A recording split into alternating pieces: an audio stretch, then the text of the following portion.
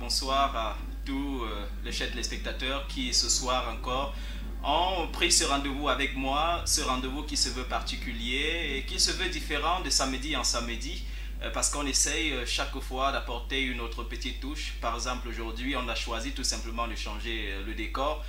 Question d'apporter un peu plus d'originalité, pourquoi pas. Mais l'originalité de cette émission reste simplement le souci majeur que nous avons pour les questions de santé et l'attention particulière que nous accordons à toutes ces personnes qui sont malades et pourquoi pas à ces personnes qui ne le sont pas, parce que ici il ne s'agit pas seulement justement de prodiguer ou de conseiller sur les traitements particuliers, mais aussi de prévenir, parce que la prévention, on ne le dira jamais assez, est de mise.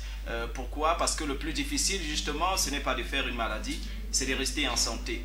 C'est un challenge aujourd'hui dans le monde moderne dans lequel on vit, parce qu'on sait qu'on est au quotidien exposé, sinon par notre alimentation, par l'environnement dans lequel on vit, à toutes sortes de maladies, agents pathogènes, bactéries, virus. Aussi, lorsqu'on parle de l'environnement, vous savez de quoi il s'agit, les personnes qu'on rencontre au quotidien.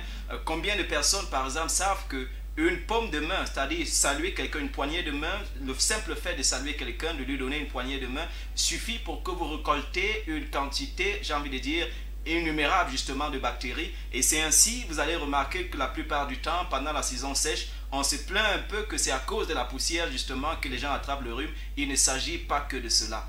Souvent, vous avez salué quelqu'un, après vous vous êtes mouché ou vous avez utilisé la même paume de main pour manger quelque chose et c'est ainsi que vous vous trouvez infecté. Et quelque part encore, en parlant justement de la fièvre typhoïde, on faisait comprendre que le simple fait de saluer quelqu'un, de tendre la main à quelqu'un qui est infecté par la fièvre typhoïde, surtout si cette personne vient de sortir des toilettes et que probablement il n'a pas utilisé du savon pour se laver les mains, on peut ainsi et facilement s'infecter justement de cette bactérie de la fièvre typhoïde appelée Salmonella typhi tout simplement. Alors, chers téléspectateurs, aujourd'hui, avant de poursuivre dans cette émission, je voudrais profiter pour saluer le mérite de tout le personnel de la santé, de toutes ces personnes qui, ici et ailleurs, justement, travaillent activement à ce que les populations se portent bien, à ce que les personnes malades qui viennent à elles, justement, se retrouvent la santé tout simplement. Voilà, je profite aussi pour saluer tous mes téléspectateurs, surtout ceux-là qui sont les plus fidèles, pourquoi pas, et encourager ceux-là qui prennent l'habitude de regarder cette émission. Beaucoup, souvent, lorsqu'ils me rencontrent, me disent, c'est par hasard, je passais juste, j'ai zappé et puis je suis tombé sur toi. Je le souhaite vivement à toute autre personne, peut-être qui maintenant, quelque part, est en train de zapper sa télé, pourquoi pas de tomber sur moi comme ça. Je profite aussi pour saluer tous les internautes, toutes ces personnes qui sur Internet, Facebook, YouTube justement, tombent aussi souvent par hasard sur mes émissions. Je profite pour vous saluer. Lorsque vous allez regarder celle-ci, ayez le souvenir que j'ai pensé à vous.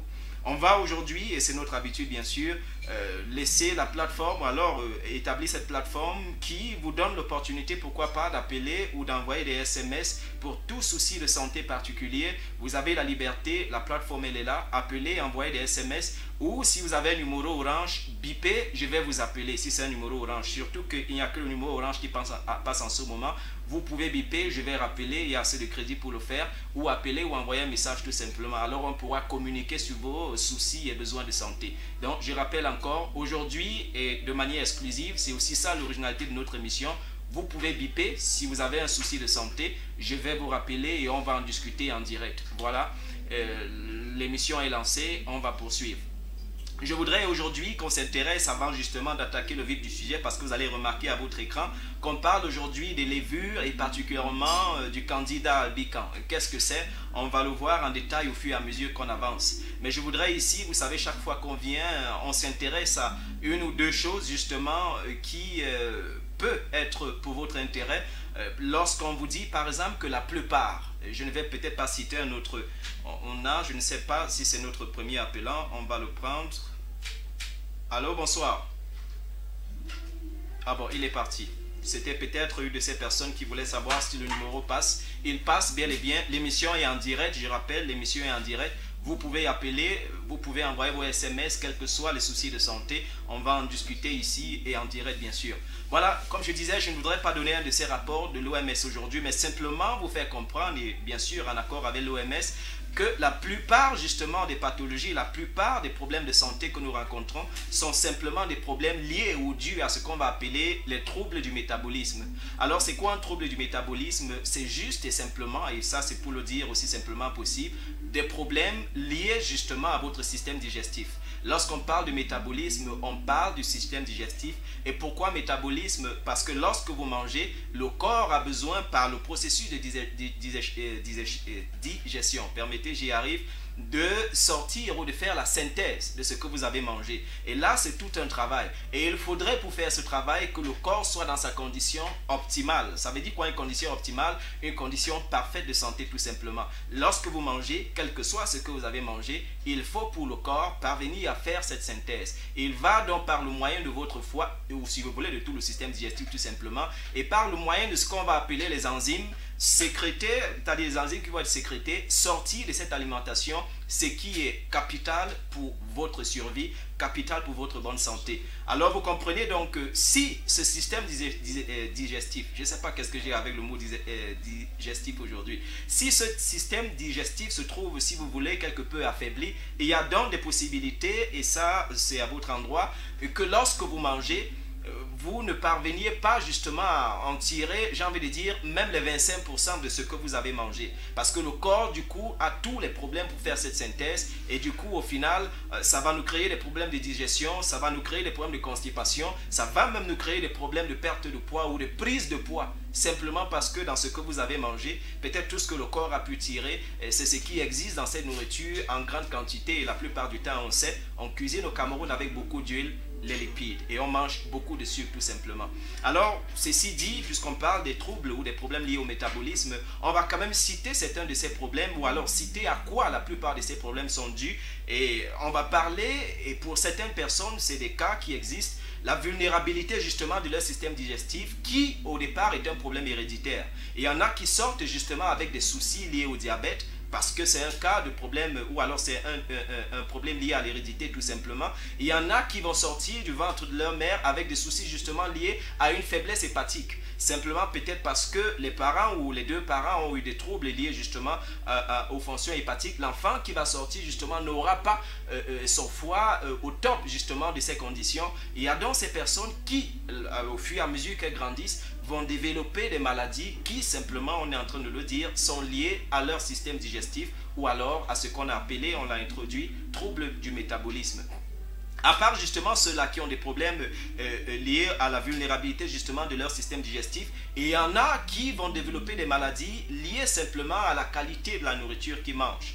On ne le dira jamais assez, et aujourd'hui la plateforme nous est offerte pour réitérer, la nourriture que vous mangez devrait être de même nature que le corps que vous avez. Et on sait pour le corps qu'il est naturel. Vous comprenez donc justement, chers téléspectateurs, que la nourriture que vous mangez devrait à son tour être naturelle tout simplement. Il y a là un petit clignotement, j'ai envie de dire, de la lumière qui est là. J'espère que ça se rétablisse. On a, voilà, j'espère que ça va se rétablir. Mais on poursuit. Comme je suis en train de dire, il y a que votre corps est naturel et vous devez, et c'est la sagesse voudrait que ce soit le cas, que lorsque vous choisissez vos nourritures ou ce que vous allez manger ou vos aliments tout simplement, que ce soit de la même nature que votre corps, ça veut dire naturel tout simplement. Parce que si votre nourriture n'est pas naturelle, il y a des possibilités, et ceci dans la plupart des cas, ou dans tous les cas tout simplement, que le corps ne soit pas capable de sécréter les enzymes qui conviennent, ou simplement que les enzymes qui sont dans votre corps ne correspondent pas à la qualité de nourriture que vous avez ingurgitée. Et vous voyez que parti de cette manière, ça devient compliqué pour le corps d'asseoir une réelle digestion ou un réel métabolisme. Il y a donc des raisons que vous ayez des soucis, par exemple, liés au surpoids ou à la perte de poids, ou des soucis liés justement au mal gastrique, ou ce qu'on va appeler la gastrique tout simplement, ou d'autres soucis, on ne va pas tous les citer ici tout simplement. Alors en plus justement de cet autre élément, puisqu'on est en train de voir les différents troubles justement du métabolisme, on a déjà cité la vulnérabilité du système digestif qui la plupart du temps est un problème héréditaire. On vient de citer justement la qualité des aliments que vous allez manger, ou alors votre régime alimentaire qui peut être inadapté. On va maintenant citer ce qu'on va appeler le manque de repos. Le manque de repos peut aussi être chez les spectateurs un trouble assez sérieux, je dis bien assez sérieux, lorsqu'on sait que le corps après une digestion a besoin de repos, que le corps après un temps de travail a besoin de se reposer.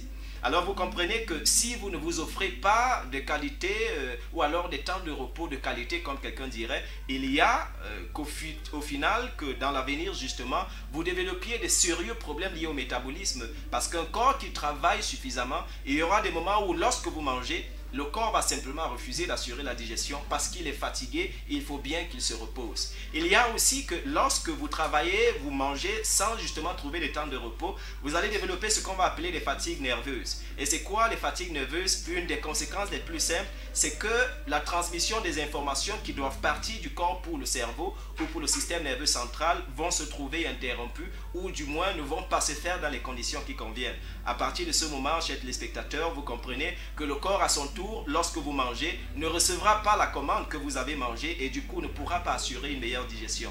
C'est toute information qui vous est donnée aujourd'hui pour que vous compreniez comment le repos est capital, je souligne bien capital.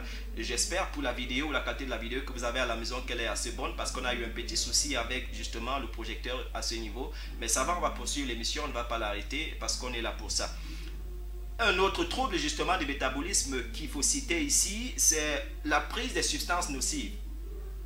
On sait par exemple qu'au Cameroun en ce moment, je ne sais pas, je n'ai pas les statistiques, mais que la plupart des Camerounais, surtout en âge de consommer l'alcool, peut-être même pas en âge de consommer l'alcool, parce qu'on sait qu'aujourd'hui au Cameroun, déjà à 13 ans, nos jeunes frères sont en train de boire. C'est autant de substances nocives qui sont emmagasinées dans le corps, et la plupart du temps, on ne fait rien pour épurer, pour évacuer, pour détoxifier le corps. Vous comprenez aussi que des substances nocives à la base peuvent provoquer un sérieux trouble du métabolisme, parce qu'on sait qu'il y a ce qu'on appelle des neuropathies alcooliques. C'est quoi une neuropathie alcoolique? C'est simplement, j'ai envie de dire, une dégénérescence des nerfs dû justement à la forte consommation d'alcool. Et ils sont nombreux ces personnes qui aujourd'hui souffrent des neuropathies alcooliques. Et ce n'est pas à souhaiter à qui que ce soit. Une des conséquences les plus simples, bien sûr, c'est l'inflammation de la muqueuse de l'estomac. Alors du coup, vous avez des remontées d'acide, vous avez des sérieux troubles liés à la digestion,